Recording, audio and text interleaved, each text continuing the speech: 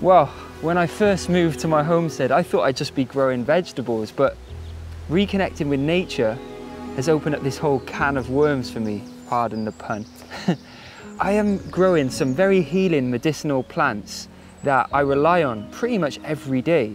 And I thought I'd share with you some of my favorites in today's video, show you the most incredible moisturizer using homegrown flowers that have a hugely medicinal healing power, and a tea that calms me before bedtime, giving me the most relaxing bedtime ritual and make sure I get a really good night's sleep. So if you struggle to sleep, then stay tuned. First, let's get into my top herbs that I think are really powerful and ones that you should grow right now for all their healing benefits. So first one on the list is beautiful calendula. Originally, it was just to create a real good ecosystem so that my veg will thrive. These will bring in pests and beneficial pollinators. But then doing more research and getting into herbalism, I realized that these lovely orange flowers have been used for centuries as a treatment for skin conditions. People with eczema would use calendula in balms and soothing moisturizers to treat the skin. You can use it to treat cuts and burns and rashes. Its anti-inflammatory and antiseptic properties make it the popular choice for healing wounds and soothing eczema. But drunk as a tea or as an infusion, this will help you if you have any stomach issues like ulcers or gastritis. This is one powerful herb, and what I really like, often people call this the poor man's saffron, because it has such a vibrant color. You can make like a paella using this rather than saffron, just using the petals. And I infuse calendula to make the most nourishing, hydrating, moisturizing moisturizer that I use on a daily basis on my skin and on my hair, and I'm going to show you the recipe for that later on in this episode. And I just want to put a final note in about calendula. I didn't sow any seeds for this patch. Each year they drop their own seeds and pop out of nowhere. This is the calendula patch that I don't have to do anything for. It comes back year and year. Calendula's bright blooms have also been associated with the sun, symbolizing the warmth and healing in various folklore traditions, where it was believed to bring good fortune and ward off evil. The insects absolutely love these. I pick a bunch often and just hang them upside down in my house to dry out before using them in teas and in my moisturizer. Guys, so the next plant is probably my favorite plant of all time, and it just grows wild, and there's so many profound history and stories locked within it. It's mind-blowing. We'll get into that right away, but I just want to say a quick disclaimer. Guys, if you have symptoms of an illness or you feel like you need to seek professional medical help, then please do so. That being said, what I love about using medicinal plants is the deep connection to nature that I get when I collect them and learn more about it. I feel like I'm going back in time and doing what my ancestors did when healing was intertwined with our daily lives, when we weren't living in big cities and modern places all on top of one another, disconnected from nature. And for me, herbalism emphasizes prevention over merely treating symptoms with pharmaceutical drug after drug. So this is my favorite plant, yarrow. This is just a wild patch growing in the corner of my garden. I do have some ornamental versions of it down in the garden, but it is my favorite herb, and it's got so many stories linked to it. The Latin name is actually Achillea, named after Achilles, because he knew the power of this herb, its healing power, its power to treat cuts and bruises and wounds. It actually has something in it that stops bleeding. So he gave it to his warriors, and they healed fast and they were able to defeat their rivals. I just love this herb. You'll identify it in the hedgerow by its lovely white flowers and sort of feathery leaves. I dry this or make tinctures with it, and if I cut myself or bruise myself, I'll just use a little bit of yarrow tincture on my cut or on the wound, and it'll heal me up good. Yarrow has a couple of nicknames: soldier's woundwort or nature's plaster, due to its use on the battlefield. It comes in a variety of colours. The white one and the pink one are often used for the medicinal benefits. In folklore, yarrow was believed to have protective properties and hung in homes to ward off evil spirits. So I harvest the flower and the leaves, and I would dry them in my dehydrator or just hung upside down in my house, and then you can use them in teas or make a tincture with them. And whenever I cut myself, I use this incredible plant. It's got a subtle sweet smell too. Free herbs, free medicine, growing wild. Now, I've only been studying these herbs for the last few years and I'm a newbie. I'm always wanting to learn. So if you've got any tips or any extra herbs that I need to be getting in the garden, then please comment them below. I will recommend the books that I've read to teach me all of this stuff at the end of the video. It's really important to get super knowledgeable when you're foraging and when you're thinking about herbalism. This next one you should all know about. Echinacea. Whenever you get a cold or a flu or something like that, they tell you to take echinacea because it's known for its immune boosting powers. It was actually first used in the Americas by indigenous people there who would use this to combat snake bites and other wounds. Echinacea looks so beautiful in my garden. I'm definitely going to be planting way more next year. If you want to grow it at home and utilize the power, the best way is to use it as a tea. Such a beautiful flower there. And you can also make a tincture with it, which is a very potent, high strength version of whatever herb you're infusing. And I made a tincture in a recent video with elderflower to get the calming benefits of elderflower. It's really simple to do, so go and check out that video and I explain way more about tinctures. Talking of elderflower, the amazing thing about the alder tree is that not only do you get the flowers, you get the elderberry too a few months after. That's if you've left the elderflower to turn into the berry. And I've just spotted some in the hedgerow behind me. And right now, late summer, you will find elderberries everywhere. And this has been famed for centuries for its antiviral and immune boosting properties. It's a powerhouse. And you know when these are ready to harvest, when they've turned purple. Look at these clusters. This is amazing that I have this just in my hedgerow. And these are a great source of vitamins A and C. You can't eat them raw, you need to process them. But what you could do is make a really healing syrup with these, or what I do is just dry them in my dehydrator and make a really strong, delicious in fact, tea with the elderberries. If I'm feeling under the weather, if I feel like a cold's coming on, that's when I'll draw for my elderberry tea. I love the look at this, and it does make a real flavoursome tea too, so I love this plant. I'm going to harvest a bunch of these, leave some for the birds because they rely on this incredible plant. That's a good sign. When nature's enjoying them, it means that we should do too because they're probably really good for us. And this one, you know, there's so much knowledge around elderberry and elderflower. I love this plant, or love this tree. So I'm going to grab a bunch of these.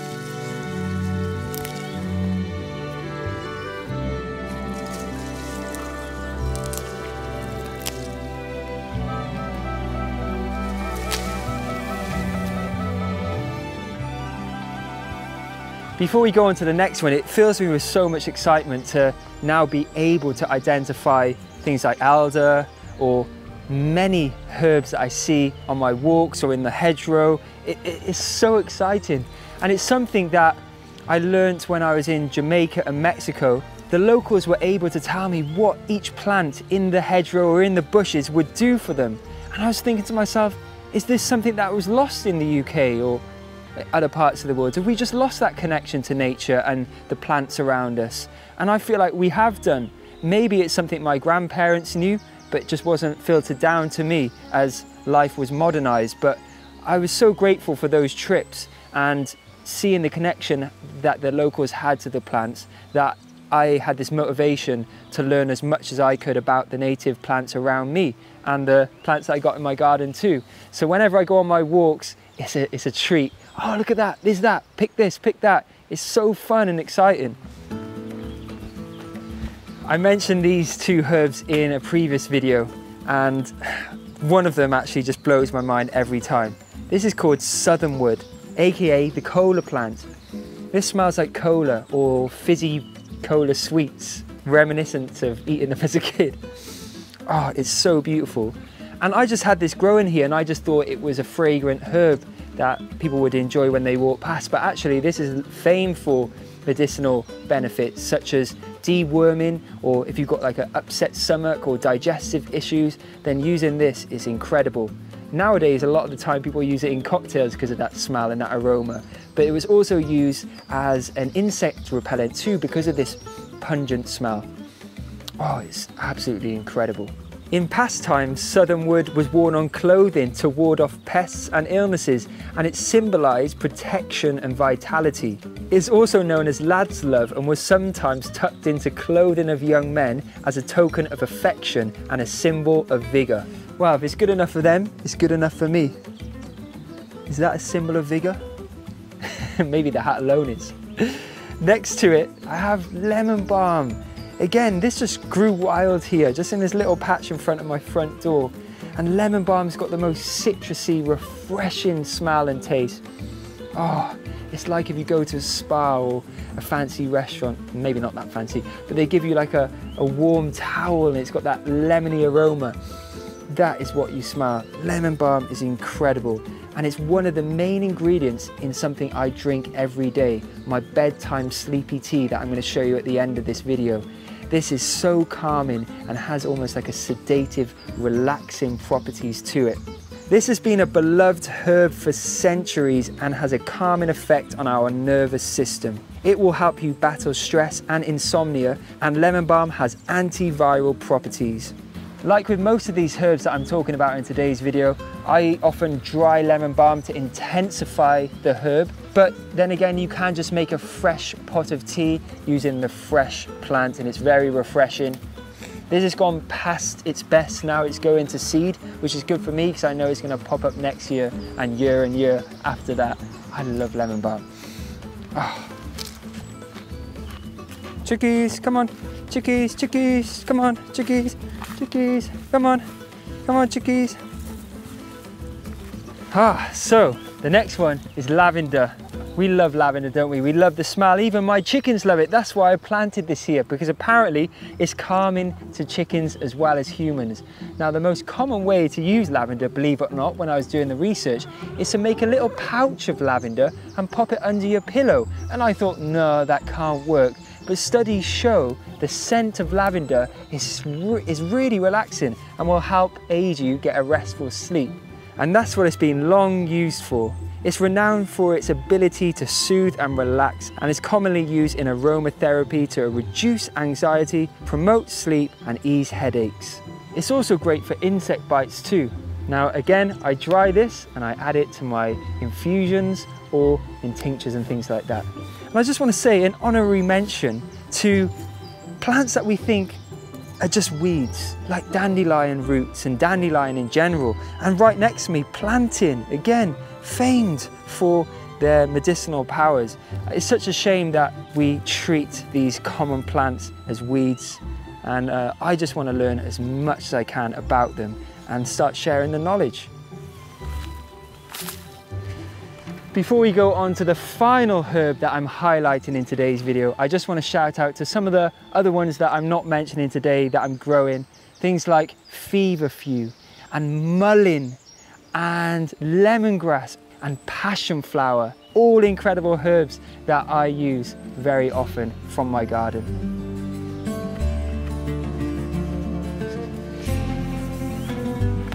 Some dandelion there. Now, I could be talking to you for hours because there's so many herbs in this garden that I'd like to highlight. And right now I'm going to choose the last one, and it's not that really impressive. In fact, it's really sad looking, but I've harvested loads of this already. This is chamomile. We all know and love chamomile tea. And why do we have it, and when do we have it? We usually have it before bed for its calming abilities. These daisy-like flowers have been cherished for centuries as a gentle yet powerful medicinal herb. Chamomile is often used to ease anxiety, stress and insomnia, making it a popular choice for bedtime tea. It's also an anti-inflammatory and is effective at treating digestive issues such as indigestion, gas and cramps. Chamomile was also used to treat some skin issues as well in the past, but for me, there's no better tea than chamomile, and it's the most important ingredient in my bedtime tea blend, which I'll show you soon. It smells so good, and this has just popped up out of nowhere and really hasn't taken much looking after. But I just pick the buds and dry them out, ready for my tea. Oh, that smells so good. All right, let's go into the kitchen. I've got some amazing things to show you.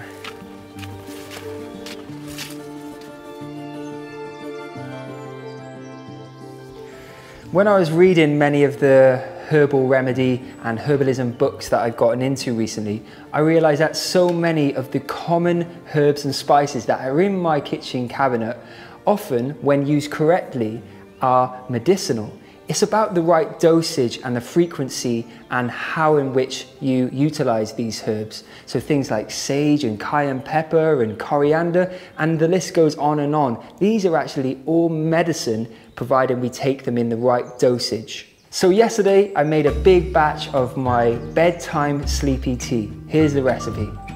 So what's the easiest way to utilize medicinal herbs? Now for me, it's making teas or infusions. And one of my go-to teas is something that I pretty much have every day. It's my bedtime or sleepy tea. Now I don't know about you guys, but I do find it hard sometimes to wind down. And the ritual feeling of making my little calming tea in the evenings, a couple hours before bed, it just sets me in that right mood.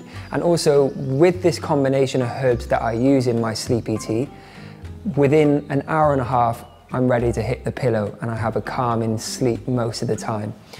And I've found that these types of bedtime teas or sleepy teas from the supermarket, they're always overpriced, and they tend to just have chamomile, which is one of the greatest herbs, I think. As you know, that I love chamomile so much. Usually I'm growing loads of it, and it's one of the important herbs in my blend that I'm going to make now. But I think there's so many more herbs that you can utilize for a bedtime tea that you're not going to find at the supermarket. So what I do is make a big batch, and that's what I'm going to do today, and then I'll just have a couple tablespoons in my teapot each evening before bed. The first thing I'm going to add to my mix is of course chamomile. It's well known for its calming effects. It induces that state of relaxation that we need, particularly for before bed. But what I like about it, it's got this almost honey, sweet, beautiful aroma and flavor, and it's the perfect base for my tea. So that I start off with chamomile, and to every 1 part chamomile, I'll add half of all of the other herbs, and we'll get into those after we've got my chamomile. So as I mentioned outside, lavender is famed for reducing stress just because of that beautiful aroma. So this goes in, and I love the blend of the flowers.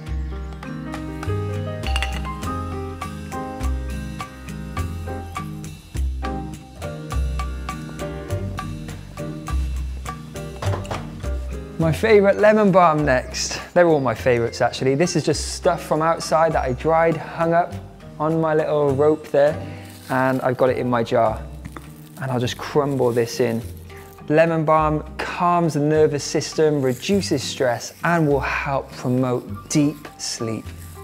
This brings me a lot of joy. I feel like a mad scientist or a wizard here, a Welsh wizard making my concoction of healing, calming goodness. And they do make the most amazing gifts when you blend together, especially homegrown herbs. But even if you bought them, you make your blend and you research each ingredient and you make a blend that tastes great. It's the ultimate gift to give someone. I always write a little note explaining what each herb does within that blend. And I think today I'm going to do that for you guys. I'm going to fill this tube up with my completed sleepy tea blend once I've made it. And if you stay to the end of the video, I'll explain how one lucky person can win it. I'll ship it to wherever you are in the world because I want to offer this gift to you. But the next ingredient, surprisingly actually, is a herb, or actually it's a petal, it's a flower. It's rose petals. The reason I add rose is because it adds a lovely colour running through this, but also this very delicate, subtle flavour. And it's got some surprising benefits to calm you before bed. Now, rose wasn't one of the herbs that I mentioned outside in the garden, but it is an important addition to this tea. It adds a soothing quality, and rose is known for its mild sedative effects, which will be the perfect addition to my tea. So mint is actually the last ingredient that I add to my blend, which is surprising probably to a lot of people, but the reason I add it, Mint is really good for digestion, and in mint tea, that's why often in certain cultures around the world, they will serve you mint tea after dinner. For someone that eats quite late at night, I know it's a bad thing. I rely on having mint after my meals, and it's great in this sleepy tea. It also adds that beautiful aroma that mint has. And plus it just grows like a weed. Just hang it to dry and add it to your teas. I feel like nodding off just as I'm mixing this because the aroma is so beautiful. If anything, this just on the side next to your bed would probably do some good, but in a tea is perfect. I just put this in my container now, and then over the course of the next few months, this will be my supply of my bedtime tea, and I just sip on that a couple hours before bed, and your stress melts away. You're ready for bed, you're ready to calm. I'm feeling very calm just talking about it. And it looks so beautiful with the colors as well. And to think that a lot of this was homegrown makes me feel so self-sufficient and grateful for this life. So before bed, what I do is just make a simple infusion with this tea. Just 2 tablespoons into my pot. I either add boiling water or I get it gently heating and infusing over a very low heat. You want to allow at least 10 minutes for these herbs to infuse and release all their goodness, and then just enjoy it. Enjoy the ritual feeling of making tea with your own blend. It is a beautiful feeling and it is fulfilling, and it will put you in the right calming mood, ready for bed.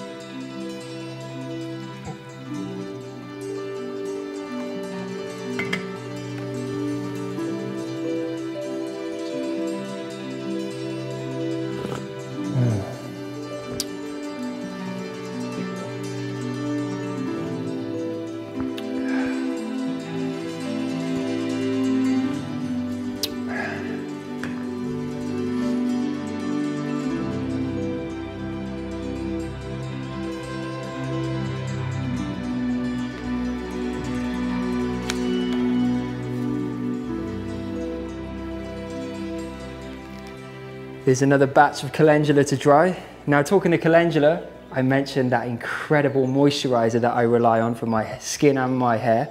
So here's the recipe for that. You will be amazed.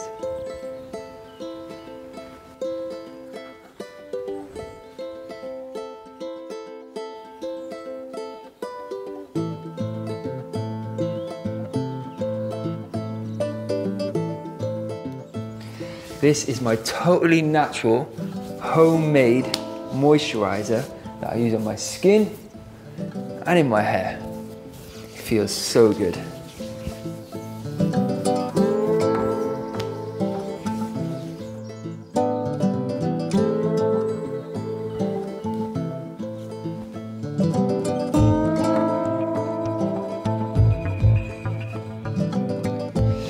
So I actually made a conscious effort to stop buying commercial cosmetic products as much as I could. It's hard in this world, but I tried to stop buying them as much as I could because I felt like a sense of unease when it came to the ingredients that were going in there, from sort of artificial fragrances to preservatives. And when you can make something at home, it gives you the pride and it gives you that sort of feel-good self-sufficiency badge of honor. That's how I feel when I make my homemade stuff from scratch. And I also don't want to buy too much packaging or plastics that a lot of these cosmetic stuff comes in, particularly things like moisturizer.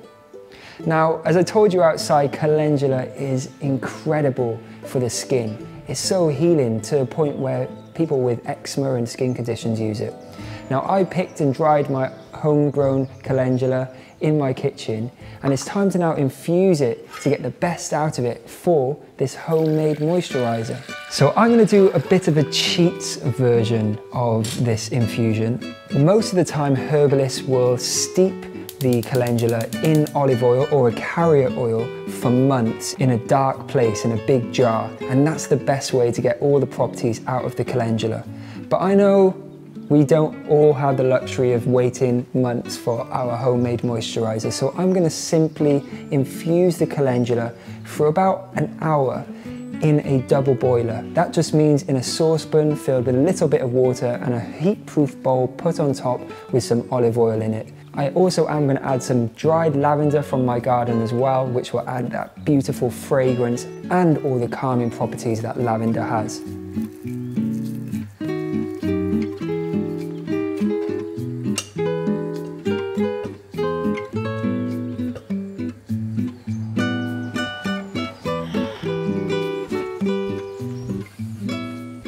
Alright, so you're probably wondering how I'm actually going to utilise that infused oil with my homegrown calendula and lavender.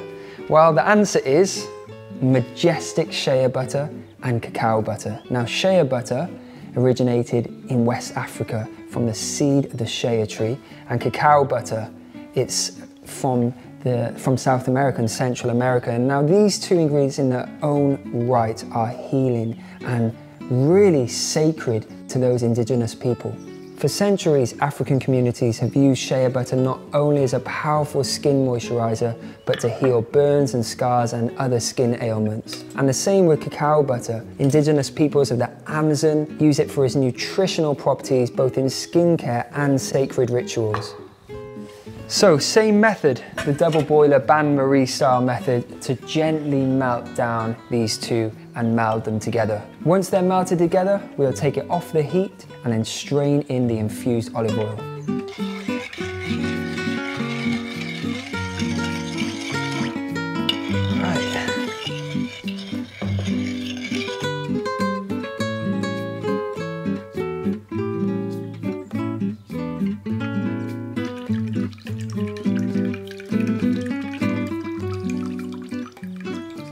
Well, that's strained nicely, but it's important to squeeze these herbs of all their goodness in the bowl. If you can, get any extra juice. You can tell the calendula has infused. That olive oil is so orange. It smells good, and any little bits, you get a free little moisturize as you're making it. So this needs to cool down slightly, almost to room temperature, because the next step is to whip this up to get loads of aeration in it. That's going to create a really light, bubbly moisturizer.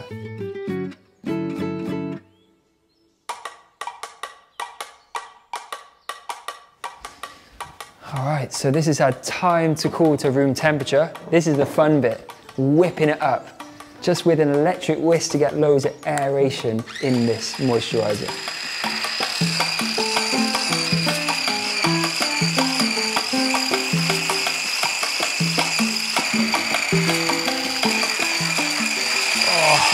Look at those ripples. That is beautiful. And it smells so good. Just in that short time infusing into the olive oil, we've got enough lavender and calendula in the mix. Now what I want to say is, I'm not an expert at making cosmetics like this. I used to buy shea butter, and I still do from time to time when I haven't made my own, from some really incredible artisan makers of natural cosmetics, particularly shea butter moisturizers. I want to shout out to my friends Earth to Earth Organics. They make incredible shea butter moisturizer and a whole range of herbal cosmetics with their homegrown herbs from their garden in Wales. So shout out to them. If you want to support them, click the link beneath this video. But this is how I'm going to make my cheats version, and I'm pretty happy with that. I'm going to get this into the jar and I'll apply it to my skin pretty much every day, or whenever my skin feels like it needs that soothing moisture.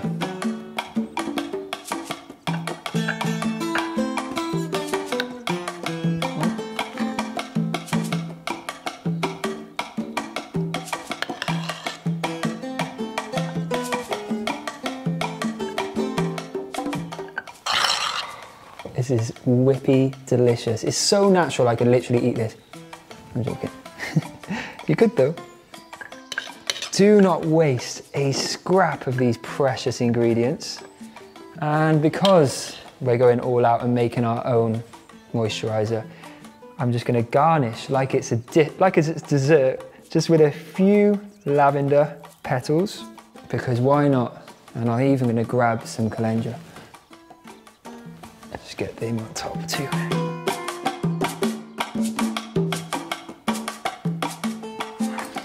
All right, so my lids go on. These make the perfect gift. Actually, my mum and dad use them now since I've been making them.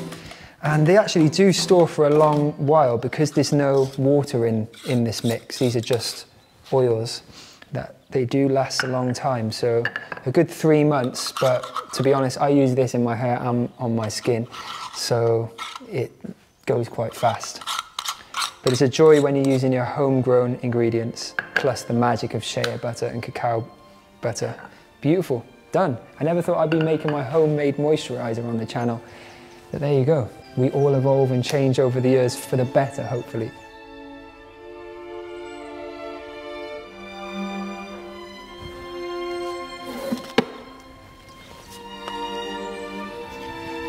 All right, guys, well, I brought out some of my collection of herbalism and foraging and hedgerow handbooks. Some of these books are, well, all of them are great. If you can recommend any too, leave them in the comments, because I really just want to keep on learning as much as I can. And I noticed that indigenous cultures all around the world, including my homeland of Wales here, we've each got our own knowledge, but the beauty of the world being so small nowadays with social media is that we can learn from one and each other and find common ground and realize that, you know, we are all human. And I think that's one beautiful thing about growing food in nature, is that we all have an affinity to it. We all want to connect to it, and we all feel great when we do. So yeah, the more I learn, the better, I think.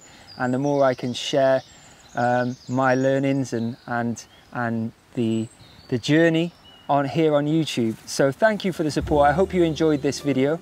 If you want more like it, just comment below and give me some feedback. I do appreciate it. All right, guys, I'll see you soon with a new video.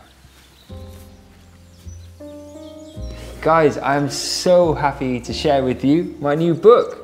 Or actually, this is actually a revamped version of my old Christmas book that came out many years ago. I wanted to modernize it, and look at this beautiful green and the gold, it's matching my new kitchen. But more importantly, inside there's a whole heap of new recipes, new photos, and it's perfect not just for Christmas, but actually for Thanksgiving and any special festive occasion. You'll find some incredible new recipes in here, from preservation to indulgent desserts and incredible party food and edible gifts too. I'm very proud of this, and I'm so happy to remake it and offer something else to the world that's going to hopefully help you during the amazing festive Christmas times and so many other holidays and parties. So here it is, Plants Only Holidays, out now. Please support it, really helps the channel. Just click the link beneath this video to get your hands on a signed copy that my mum sends out all around the world. If you don't want to get it from my website, you can also get it from any good bookstore or on Amazon.